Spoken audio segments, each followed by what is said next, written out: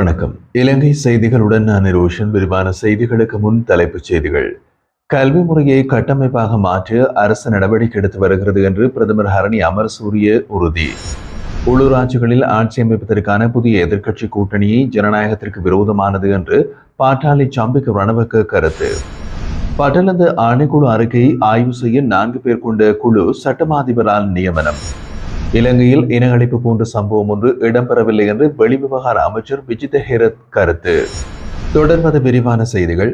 தற்போதைய கல்வி முறையை கட்டமைப்பாக மாற்ற அரசு நடவடிக்கை எடுத்து வருகிறது என்று கல்வி, உயர்கல்வி மற்றும் தொழிற்கல்வி அமைச்சர் மற்றும் பிரதமர் கலாநிதி ஹரணி அமரசூரிய தெரிவித்துள்ளார்.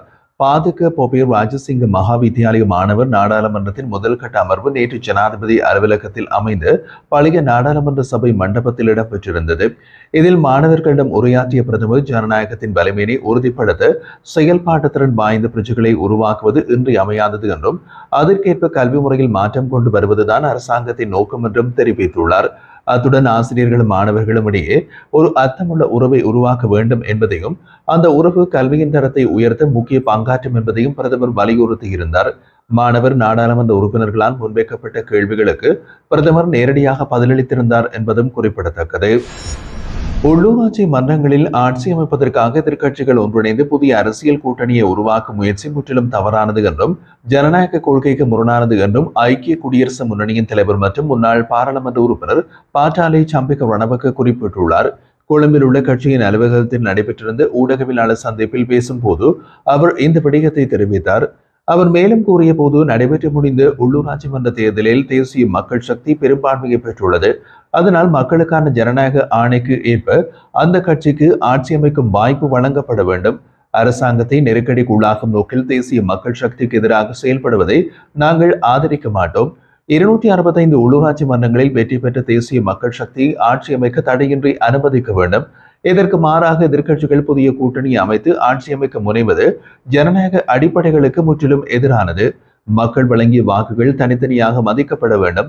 அந்த வாக்குகளை எவ்வித ஒப்பந்தமுமின்றி ஒன்றிணைந்து புதிய ஆட்சி அமைக்க முயல்வது அரசியல் நியாயத்திற்கு எதிரானது. இது எதிர்காலத்தில் எதிர்க்கட்சிகள் சந்திக்க வேண்டிய பின்னடைவுகளுக்கு வழிவகுக்கும் என்றும் அவர் சுட்டிக்காட்டியிருந்தார். இலங்கை மின்சார சபை 18.3% மின்சார கட்டணத்தை உயர்த்த முன்வந்துள்ளதுடன் அதற்கு பதிலாக குறைந்தது 20% கட்டணத்தை குறைப்பதற்கு வாய்ப்பு இருக்கிறது என்று மின்சார நுகர்வோர் சங்கம் தெரிவிக்கின்றது. அந்த சங்கத்தின் பொதுச் செயலாளர் சஞ்சீவ தம்பிக்கு இதனை தெரிவிக்கையில், கடந்த 2023 ஆண்டில் மின்சார சபை 57 பில்லியன் ரூபாவும் 2024 ஆண்டில் 144 பில்லியன் ரூபாவும் லாபமாக ஈட்டியதாக குறிப்பிட்டுள்ளார். மேலும் 2024 ஜனவரி மாதத்தில் 22% கட்டண குறைப்பு மேற்கொள்ளப்பட்ட பின்னர் இலங்கை பொது பயன்பாடுகள் ஆணைக்குழு மின்சார சபைக்கு 200 பில்லியனில் இருந்து 51 பில்லியனை 6 மாதங்களுக்கு பயன்படுத்த அனுமதித்தது. ஆனால் அந்த தொகையிலிருந்து மின்சார சபை இதுவரை 18 பில்லியனையே பயன்படுத்தியுள்ளது. இதனால் சபையின் கைவசம் சுமார் 183 பில்லியன் இருப்பு இருப்பதாகவும் அவர் குறிப்பிட்டிருந்தார். இவ்வளவு பெரிய நிதி இருப்பினும் கட்டணத்தை உயர்த்த வேண்டிய அவசியம் என்ன என்று கேள்வி எழுப்பிய சஞ்சீவ தம்மிக்கு பொதுமக்களின் நலனை கருத்தில் கொண்டு மின்சார கட்டணத்தை குறைக்க வேண்டிய அவசியத்தை வலியுறுத்தியுள்ளார். இந்தியாவிலிருந்து ஒரு கப்பல் இறக்குமதி செய்யப்பட்ட உப்புடன் எதிர்வரும் மே மாதம் 28ஆம் தேதி இலங்கைக்கு அடைய உள்ளதாக தகவல்கள் வெளியாகியுள்ளன. நாட்டில் நிலவும் உப்பு பற்றாக்குறையை சமாளிக்கும் நோக்கில் இந்த உப்பு இறக்குமதி ஏற்பாடு செய்யப்பட்டுள்ளது. இந்தியாவுக்கும் பாகிஸ்தானுக்கும் இடையிலான பதற்றமான சூழ்நிலையும் உப்பு இறக்குமதி தாமதமாக காரணமாக அமைந்துள்ளதாக வர்த்தக அமைச்சர் சுனில் ஹந்துனத்தி தெரிவித்தார். புத்தளம் உப்பு தொழிற்சாலைக்கு நேற்று அவர் மேற்கொண்டு ஆய்வு விஜயத்தின் பின்னர் ஊடகங்களுக்கு கருத்து வெளியிட்ட போது அவர் இவ்வாறு குறிப்பிட்டிருந்தார். இதேவேளை நாட்டின் பல உப்பளங்களில் ஏற்படும் கடும் மழையால் உப்பு உற்பத்தி பாதிக்கப்பட்டுள்ளது. இதனால் எதிர்பார்க்கப்பட்ட அளவில் உப்பு உற்பத்தி செய்ய முடியாமல் உள்ளது. இதனால் உப்பு பற்றாக்குறை ஏற்பட்டுள்ளதாகவும் அவர் கூறினார். காலநிலையை மாற்ற அரசியல்வாதிகளுக்கும் அதிகாரிகளுக்கும் இயலாது. எனவே உப்பை இறக்குமதி செய்வதற்கு நாம் முடிவு செய்தோம் என்று கூறினார்.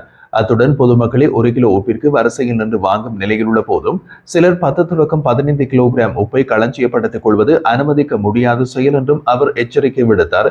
எனவே உப்பு விநியோகத்தை கட்டுப்பாடுகளோடு செயல்படுத்த வேண்டிய அவசியம் இருப்பதாகவும் அமைச்சர் சுனில் ஹந்துனத்தி வலியுறுத்தியுள்ளார். போர் முடிவடைந்த பிறகு இலங்கை ராணுவத்தில் குறிப்பிடத்தக்க முன்னேற்றம் எதுவும் காணப்படவில்லை என்று ஃபீல்ட் மார்ஷல் சரத் பொன்சேகா தெரிவித்தார். போர் வீரர் தினத்தையொட்டி நேற்று ஒளிபரப்பான தொலைக்காட்சி நிகழ்ச்சியில் கருத்து வெளியிட்ட அவர், கடந்த 16 ஆண்டுகளில் ராணுவ முன்னேற்றம் குறித்து கூறப்படும் வாதங்களை தாம் ஏற்க முடியாது என்று தெரிவித்திருந்தார். போரின் போது ராணுவத்திடம் 80 தாங்கிகள் இருந்தன. போர் முடிவில் 50 தாங்கிகள் அழிந்தன. தற்போது சுமார் 30 தாங்கிகள் மட்டுமே இருப்பதாக அறிந்திருக்கிறேன். இதுவே நம்முடைய முன்னேற்றம் வந்தால் அது ஏமாற்றம் தான் என்று அவர் கூறியிருந்தார்.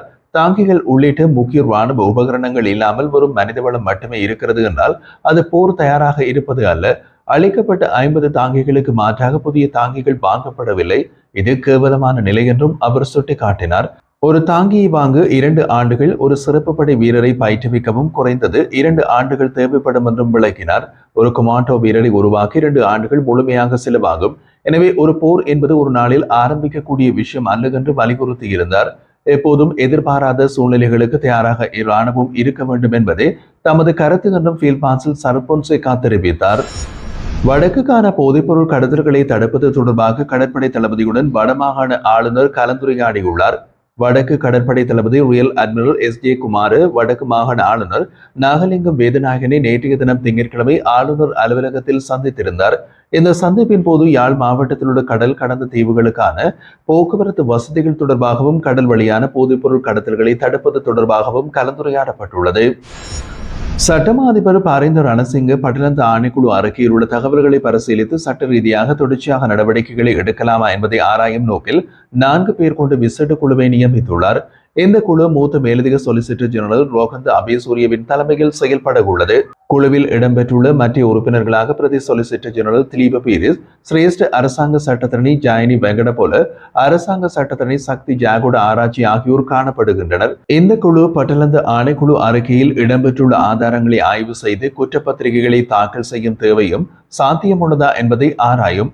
மேலும் காலாவதியான குற்றச்சாட்டுகளும் அடையாளம் காணப்பட உள்ளதாகவும் தெரிவிக்கப்பட்டுள்ளது. இந்த அறிக்கை ஜனாதிபதியின் ஆலோசனையின் பேரில் ஜனாதிபதி செயலகம் வழியாக சமீபத்தில் சட்டமா அதிபருக்கு அனுப்பப்பட்டமை குறிப்பிடத்தக்கது. இலங்கையில் இனஅழிப்பு நடந்ததில்லை என்றும் அதுபோன்ற சம்பவம் ஒன்று இடம்பெறவில்லை என்றும் வெளிவிவகார அமைச்சர் விஜித ஹேரத் குறிப்பிட்டுள்ளார். தொலைக்காட்சி நேர்காணல் நிகழ்ச்சி ஒன்றில் உரையாற்றிய அவர், இலங்கை ராணுவம் தமிழ் மக்களை திட்டமிட்ட முறையில் அழித்திருந்தால் அதனை இன அழிப்பாக கருதலாம். ஆனால் அவ்வாறு எதுவும் நடந்திருக்கவில்லை என்று அவர் கூறியிருந்தார். போரின் போது பொதுமக்களை பாதுகாக்கும் நோக்கில் முன்னேற்ற நடவடிக்கைகள் மேற்கொள்ளப்பட்டதாகவும், புலிகள் அமைப்பினர் பொதுமக்களை மனித கிடயங்களாக பயன்படுத்திய போதும் படையினர் அவர்களை மீட்டதாகவும் அமைச்சர் தெரிவித்தார். இலங்கையில் இனஅழிப்பு இடம்பெற்றதை குறித்து எந்த ஒரு நாட்டிலும் ஆதாரங்களுடன் நிரூபணம் செய்யப்படவில்லை என்றும், உலகில் எந்த நாடும் அவ்வாறாக கூறினால் அது நிராகரிக்கப்படும் என்றும் அமைச்சர் தெரிவித்திருந்தார். மேலும் புலிகள் அமைப்பின் பெயர், கொடி, சின்னங்களை பயன்படுத்தி நடக்கும் நினைவுகூரல் நிகழ்வுகள் சட்டத்திற்கு எதிரானவை என்றும் அவற்றில் பங்கேற்பவர்களுக்கு எதிராக சட்ட நடவடிக்கைகள் எடுக்கப்படும் என்றும் அமைச்சர் எச்சரித்தார். போரில் உயிரிழந்தவர்களை நினைவு கூர்வதில் தடையில்லை. ஆனால் ஒரு பயங்கரவாத அமைப்பை மறைமுகமாக பரப்பும் செயல்களை எங்களால் ஏற்க முடியாது என்றும் அமைச்சர் விஜித ஹேரத் வலியுறுத்தியுள்ளார்.